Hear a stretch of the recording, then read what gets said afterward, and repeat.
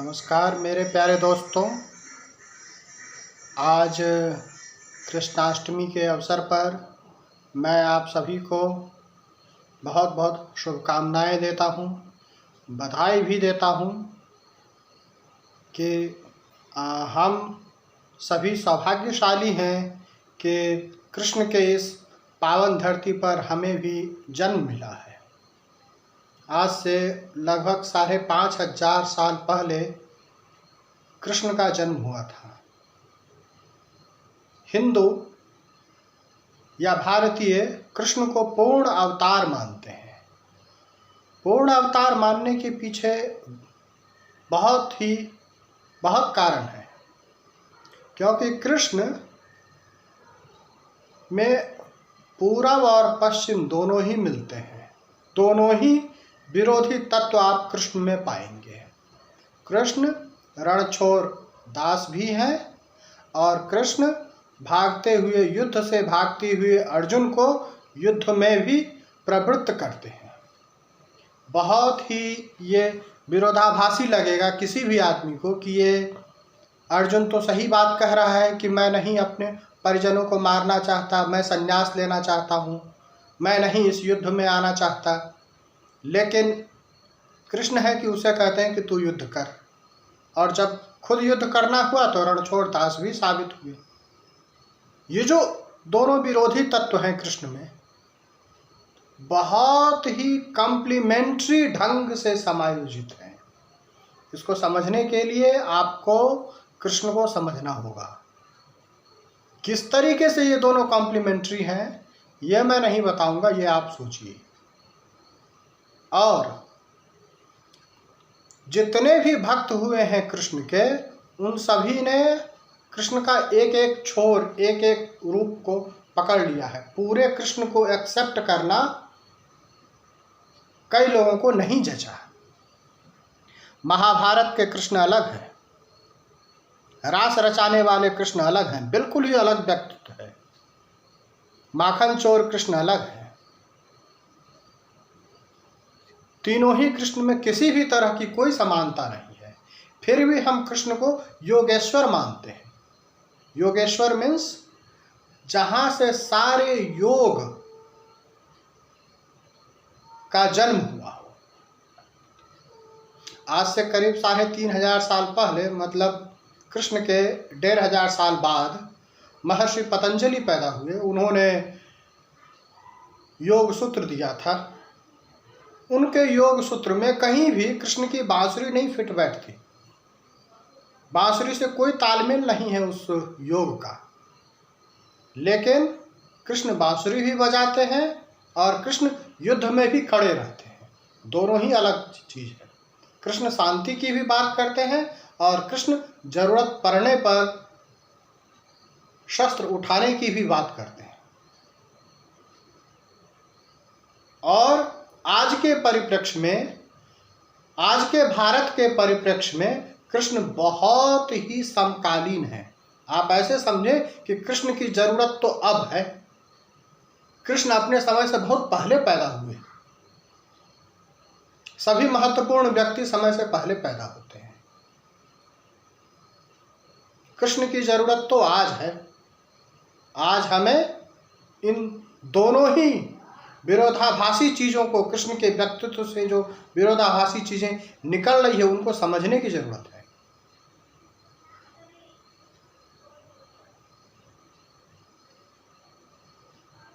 आपको समझने के लिए सारी मैथमेटिक्स लगाना पड़ेगा। इसमें गणित के आयाम में भी ये नहीं आ सकते कृष्ण।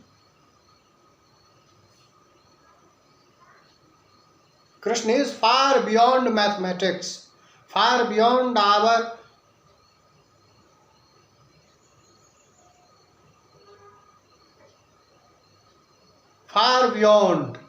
Our imagination. जहां तक हम सोच सकते हैं वहां से भी बहुत बहुत आगे है कृष्ण।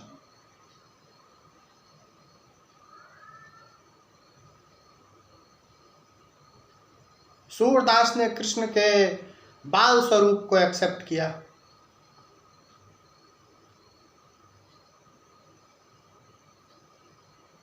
बाल गंगाधर तिलक, महाभारत के कृष्ण जो गीता का उपदेश देते हैं उनको एक्सेप्ट किया। महात्मा गांधी महाभारत के कृष्ण को एक्सेप्ट नहीं कर पाते, उनको लगता है कि यह आदमी हिंसा की बात कर रहा है, और इसीलिए गीता जो है रूस में कुछ दिनों तक बैन हो गई थी कि यह आदमी तो हिंसा के लिए उकसा रहा है। लेकिन कृष्ण जैसा अहिंसक व्यक्तित्व खोजना इस पूरे पृथ्वी पर मनुष्य जाति के इतिहास में न कभी हुआ है न कभी होगा। महावीर भी उतने अहिंसक नहीं थे जितने कृष्ण,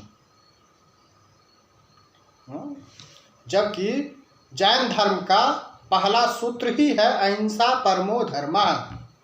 अहिंसा पर ही सारा धर्म, जैन धर्म आधारित है। लेकिन मैं फिर भी कहूँगा कि कृष्ण जैसे अहिंसक महावीर भी नहीं हुए।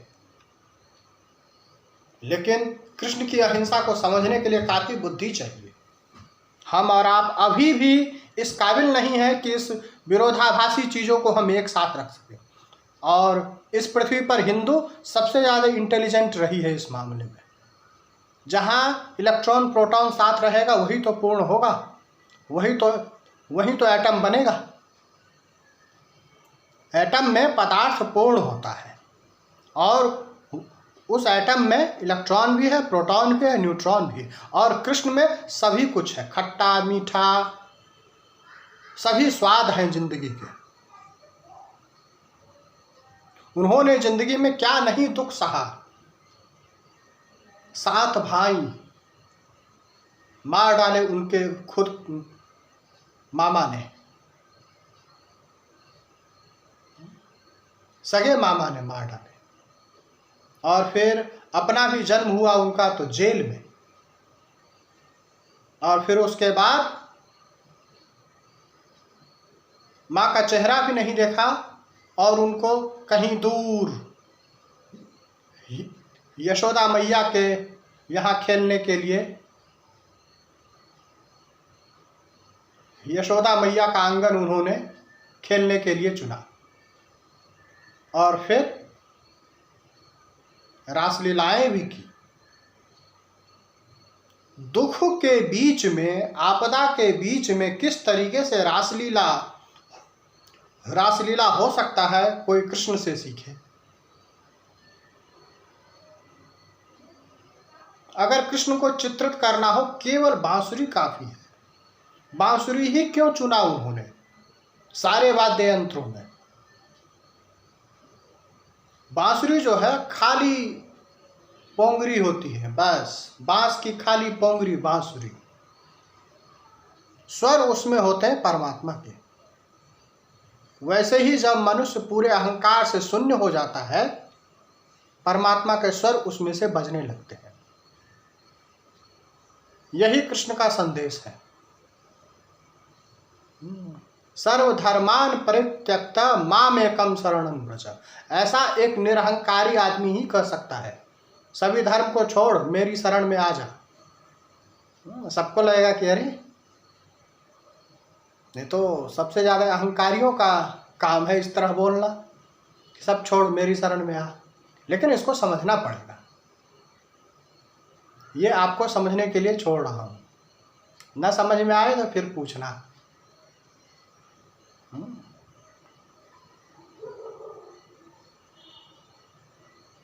अर्जुन एक बार भी क्वेश्चन नहीं उठाता, अच्छा आपकी शरण में, आप हमारे साथ खेले कूदे बड़े हुए, और आप अपने को कह रहे हैं भगवान।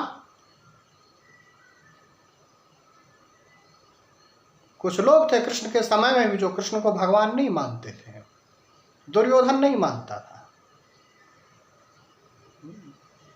शिशुपाल उनका अपना मौसेरा भाई नहीं मानता था। भरी सभा में शिशुपाल की हत्या करना, यह भी करुणा का एक रूप है। यहां भी कंपैशन है, लेकिन ये सारे कंपैशन विरोधाभासी तत्वों को लिए हुए है। इसीलिए कृष्ण को समझना मनुष्य जाति अभी भी इतनी सक्षम नहीं हुई है कि कृष्ण को समझ सके, मुझे तो नहीं लगता। इसीलिए इस कृष्णाष्टमी पर आप कृष्ण को समझने की कोशिश करें। योगेश्वर क्यों कहते हैं? सारे योग उनसे निकले हैं। कृष्ण में, गीता ने जितने भी योग के आयाम हो सकते हैं, जितने तरह के योग हो सकते हैं, सारे योग की चर्चा की है। पतंजलि तो बहुत बाद में, उनके 1500-2000 साल बाद आकर के एक छोटा सा सूत्र दिया है। उनके सूत्र में बांसुरी कभी नहीं फिट बैठी।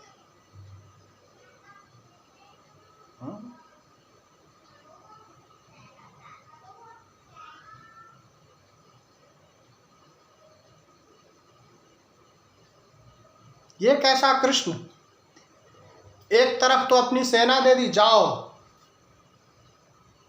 लड़ो, एक तरफ खुद खड़े हो गए, पांडवों की तरफ खुद खड़े हो गए और कौरवों को अपनी सारी सेना दे दी कि जाओ लड़ो वहां से। युद्ध का नियम शायद उसको पता नहीं था। ऐसा हम आप कहेंगे कि ये कैसा है? कमांडर खुद कह रहा है कि मैं यहाँ से लड़ूंगा, और जो कमांडर है खुद वो कह रहा है, सेनाओं को कह रहा है कि तुम दूसरी तरफ जाके लड़ो। युद्ध का सेंस उसके पास नहीं था। कैसा है? नहीं, कृष्ण ने सारी जिंदगी को लीला समझा। कहीं भी खड़े हो जाओ, कोई फर्क नहीं पड़ता, इस तरफ या उस तरफ, उसके लिए सारा जिंदगी लीला है। इसीलिए कृष्ण लीला कहते हैं। कृष्ण इस धरती पर आकर के लीला की है, लेकिन इस लीला को भी समझना, अभी मनुष्य जाति इतनी विकसित नहीं हुई कि कृष्ण को समझ सके। कृष्ण को समझने में अभी सदियों लगेंगे, डिकोड करने में। मैंने बहुत छोटा सा पार्ट कृष्ण का डिकोड किया है, फिर कभी बताएंगे। बहुत छोटा सा पार्ट।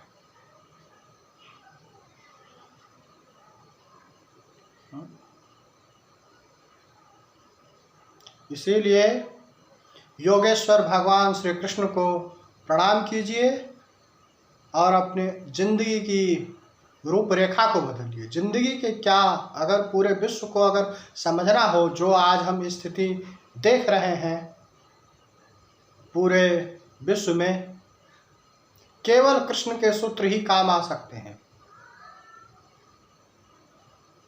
और कोई फार्मूला आपको काम नहीं दे सकता। इसीलिए कृष्ण आज के लिए बहुत ही कंटेम्प्रेरी है, आप समझिए, प्राचीन नहीं, अर्वाचीन है। समझ रहे हैं?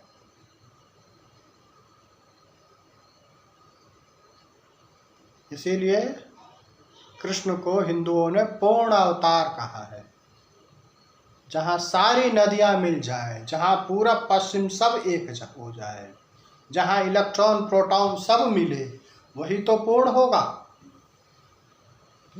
और पूर्ण की क्या परिभाषा हो सकती? जहाँ सारे रस हो, जहाँ अंधेरा भी हो, जहाँ उजाला भी हो, जहाँ दुख भी हो और बांसुरी के तान पे नृत्य भी हो।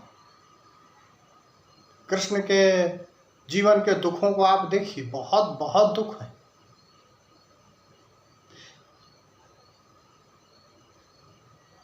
हम केवल कृष्ण की एक ही छवि मनाते हैं कि अरे गाय चरा रहे हैं। गाय चरा रहे हैं तो गोबर नहीं उठाया होगा? बिल्कुल उठाया होगा, गोबर भी उठाया होगा उसने,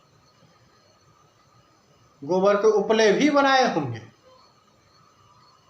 शस्त्र भी पढ़ा, शास्त्र भी पढ़ा।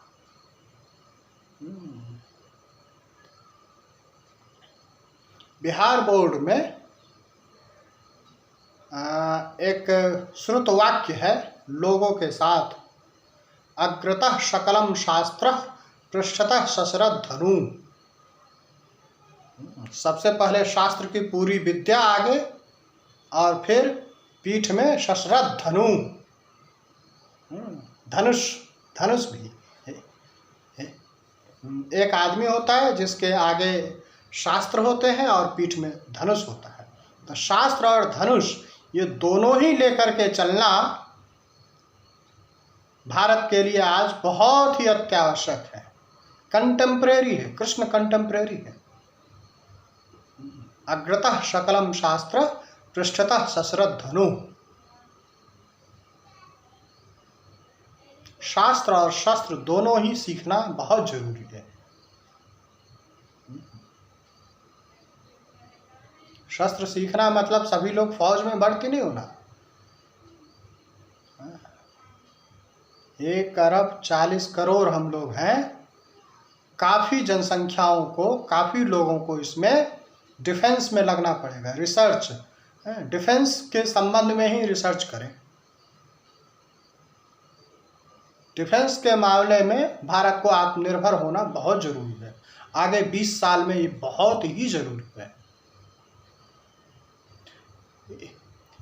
एक भी अस्त्र शस्त्र हम किसी भी दूसरे देश से न खरीदें, सारा यहीं प्रोड्यूस हो, बहुत ज़रूरी है।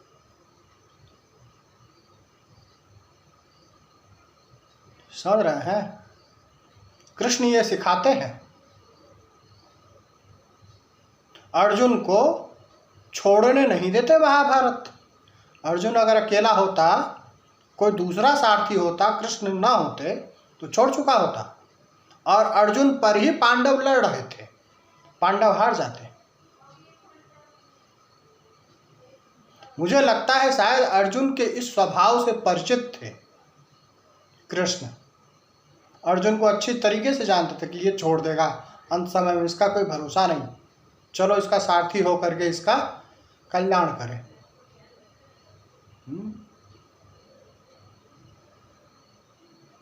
उस समय तो अर्जुन को सारथी मिल गए कृष्ण, लेकिन हमारा सारथी अभी कौन है? कहीं हम कहीं अर्जुन न साबित हों, इसीलिए जरूरी है अग्रतः सकलम शास्त्र पृष्ठतः सश्रद्ध धनु। आज के परिप्रेक्ष्य में हमारा रिसर्च, हमारा ज्ञान, हमारे देश के डिफेंस सेक्टर में आत्मनिर्भर बनाने पर हो ज़्यादा से ज़्यादा जोर।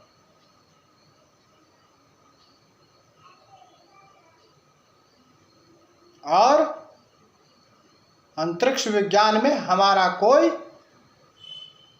मुकाबला न हो, ये संकल्प इस जन्माष्टमी पर हमें करना चाहिए।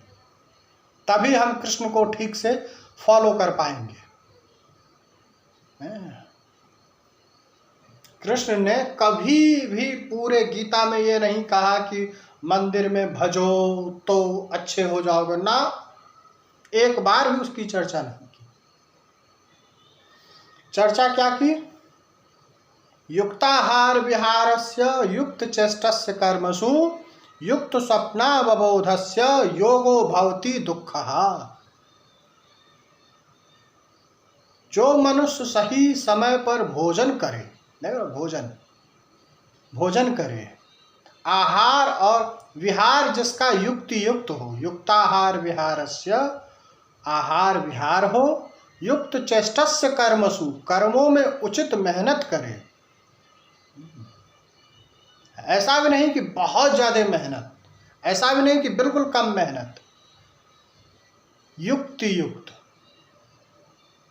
समत्वम योग उच्यते, जिसको पतंजलि कहते हैं कि समत्व का नाम योग है। ये कृष्ण पहले बोल चुके हैं। युक्ताहार विहारस्य युक्त चेष्टस्य कर्मसु युक्त स्वप्नावबोधस्य योगो भवति दुःखः। वैसा मनुष्य जो जागने में भी और सोने में भी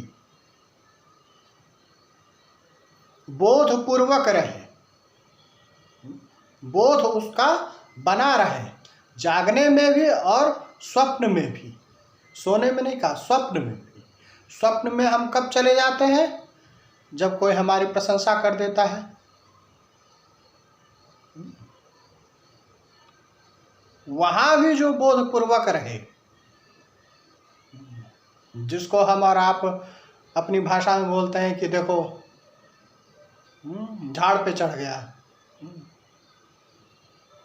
वहां भी जो बोधपूर्वक रहे, वैसे मनुष्य का योग, उसको योग कहते हैं कृष्ण। दुखों को नष्ट करने वाला होता है। अर्जुन को समझा रहे हैं युद्ध से पहले, युक्ताहार विहारस्य युक्त चेष्टस्य कर्मसु युक्त स्वप्नावबोधस्य योगो भवति दुःखः। ऐसे मनुष्य का योग दुख को नष्ट करने वाला होता है।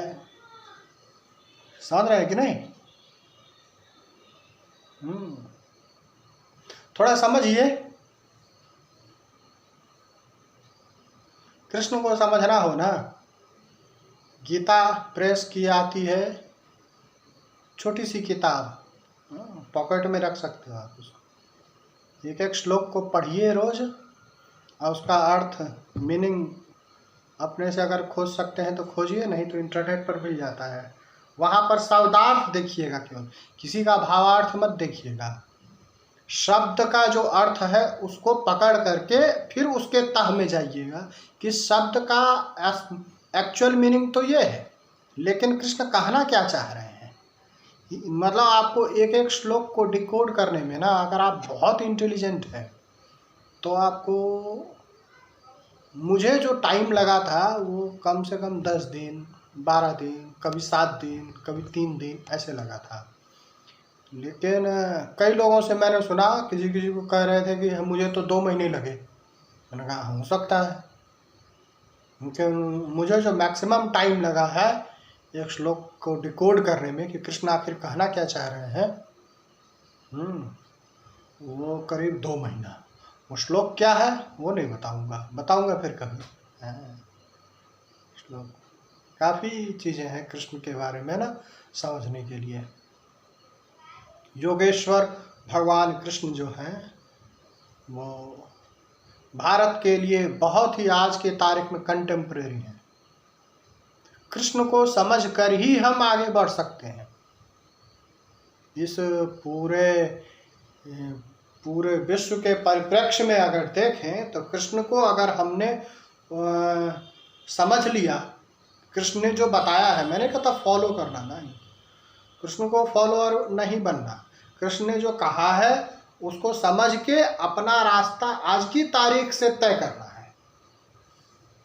कृष्ण ने बहुत सारे, हो सकता है रास्ते वैसे बताए हों जो उस समय के लिए सही हों, रास्ते नहीं, हाँ रास्ते, लेकिन जो सूत्र है, जो फार्मूले हैं, जो उसका जो स्टील फ्रेम है, वो फ्रेम नहीं बदला है, वो फ्रेम वही की है। उस हिसाब से आप,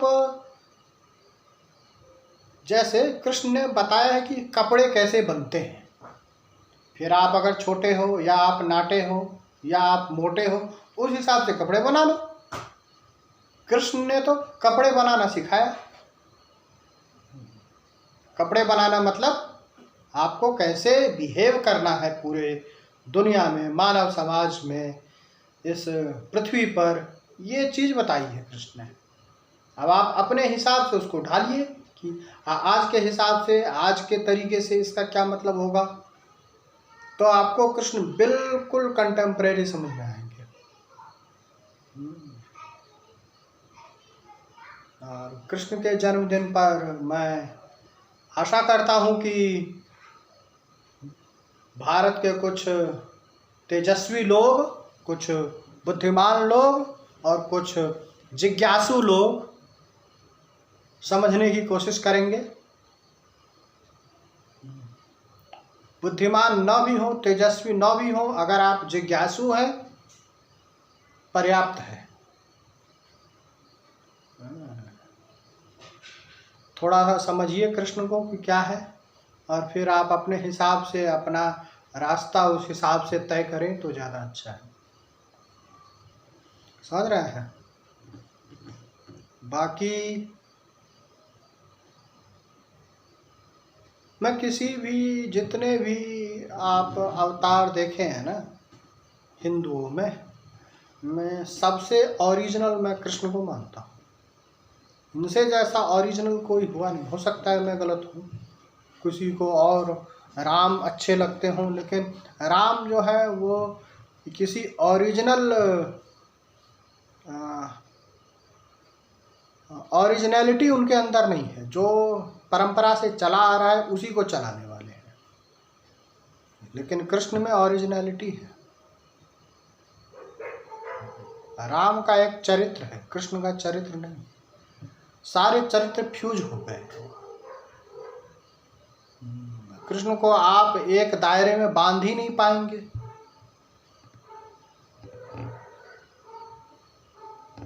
सारे रस्से छोटे पड़ जाते हैं कृष्ण को बांधने के लिए। महाभारत में एक जगह है भी, हाँ हाँ दुर्योधन बांध मुझे, हित वचन नहीं तूने माना, मैत्री का मूल्य न पहचाना, तो ले मैं भी अब जाता हूँ, अंतिम संकल्प सुनाता हूँ, याचना नहीं अब रण होगा। और एक जगह बोलते हैं, अंबर में कुंतल जाल देख, पद के नीचे पाताल देख, मुट्ठी में तीनों काल देख, मेरा स्वरूप विकराल देख, सब जन्म मुझी से पाते हैं, फिर लौट मुझी में आते हैं। ऐसा कहने वाला कोई निरहंकारी आदमी रहा। हम आप नहीं कह सकते इतने दावे से, सब जन्म मुझी से पाते हैं, फिर लौट मुझी में आते हैं। तो अहंकार शून्य हो जाने पर ही बांस की पोंगरी बनेंगे, बांसुरी बनेंगे। और जैसे ही आप बांसुरी बने, परमात्मा का स्वर आपसे बजने लगेगा। ये सीधा सा गणित है, कृष्ण यही समझा रहे हैं।